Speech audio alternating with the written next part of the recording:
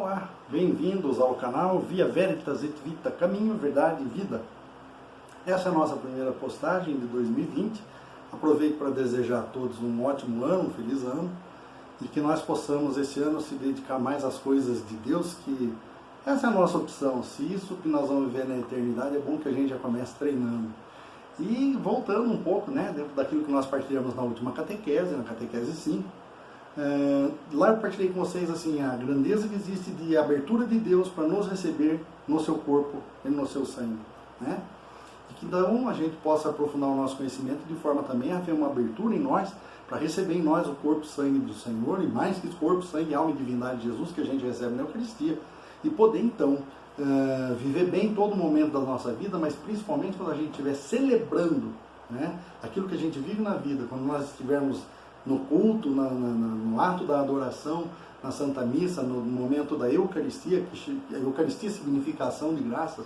Então, no momento que a gente estiver ali na ação de graças, na Eucaristia, a gente possa estar enxergando toda a grandeza da bondade e amor de Deus que age em nós e através de nós, e por amor a nós.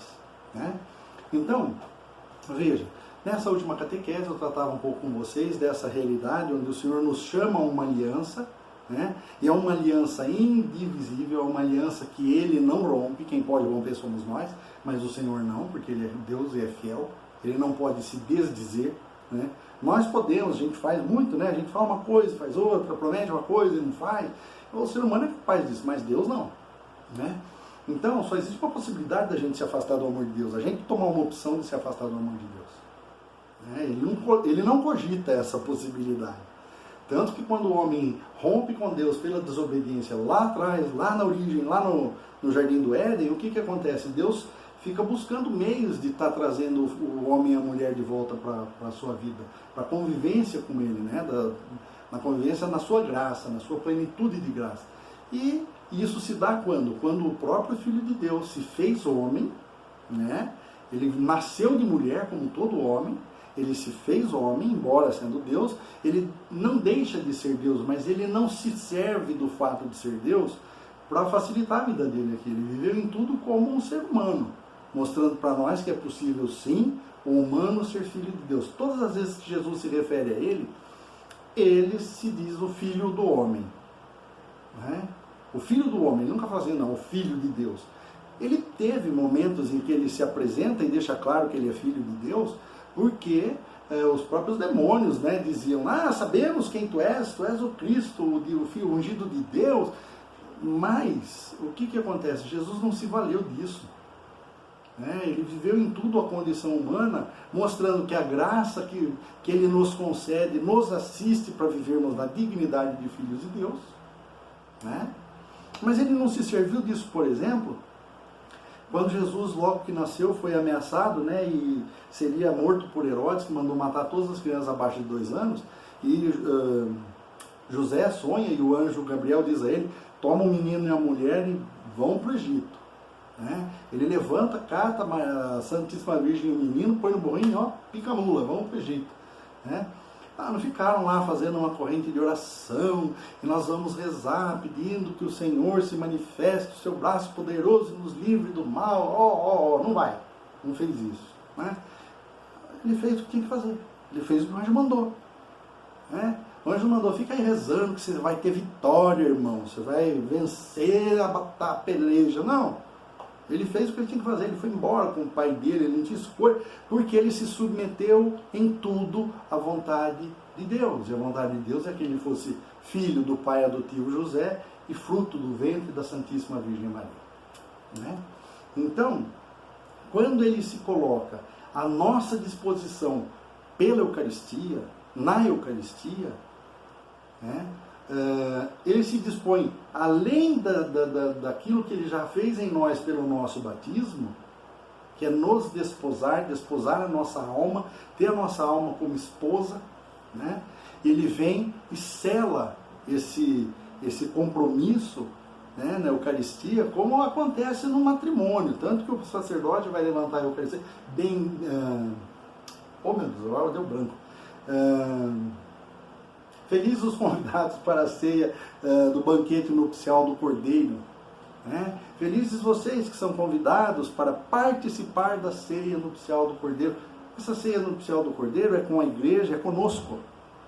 Nós somos a esposa, a alma esponsal do Senhor, né? Então ele sela essa aliança em nós de uma forma absurda de grande e que define o quanto Deus nos ama, né? Ele nos ama sempre, para toda a eternidade. Então veja, o Senhor vem pelo poder da palavra, ele se encarnou, o Verbo, que é o Verbo desde o princípio, ele se encarna no ventre da Virgem Maria, ele se faz homem, né? Depois, quando ele começa no seu ministério, ele passa toda a vida como uma criança normal. Quando ele assume o seu ministério por volta dos 30 anos, o que vai acontecer? Ele começa a agir com o poder da palavra, né, mostrando que Deus se manifesta pelo poder da sua palavra. Aí ele está gerando o Evangelho, ele está contando a boa nova para o mundo. Os evangelistas são aqueles que pegam essa verdade e escrevem para que todos saibam, e para preservar isso para o futuro. Graças a isso é que nós temos os evangelhos, né? São Paulo vai escrever cartas, São Lucas vai escrever o Atos dos Apóstolos. Então, assim, houve uma coerência, um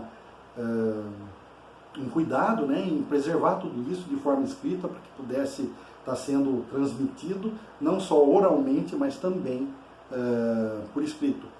E essa palavra que se fez homem, né, que se tornou carne, que se fez humano no seio da Virgem Maria, quando ele vai se dar a nós na ceia, ele faz também pela palavra, porque ele determina isso: este pão que eu vos darei é minha carne, este vinho que eu vos darei é o meu sangue. Isso acontece no João 6. E em João não tem a narrativa da ceia, mas nos outros evangelhos tem. E na hora da ceia, o que ele faz? Porque lá em João 6 ele já diz tudo isso: eu sou o pão da vida, aquele que come a minha carne viverá em mim e eu nele, aquele que crê em mim, ainda que morra, viverá. Quer dizer, então ele deixa tudo muito claro. E aí, quando ele se dá na Eucaristia, né, ele faz com que aquele pão seja uma carne, embora com aparência, cheiro, gosto de pão, né? Ele transubstancia, ele passa a ser a carne de Cristo, e o vinho passa a ser então o sangue de Cristo, o sangue consagrado no altar. E veja,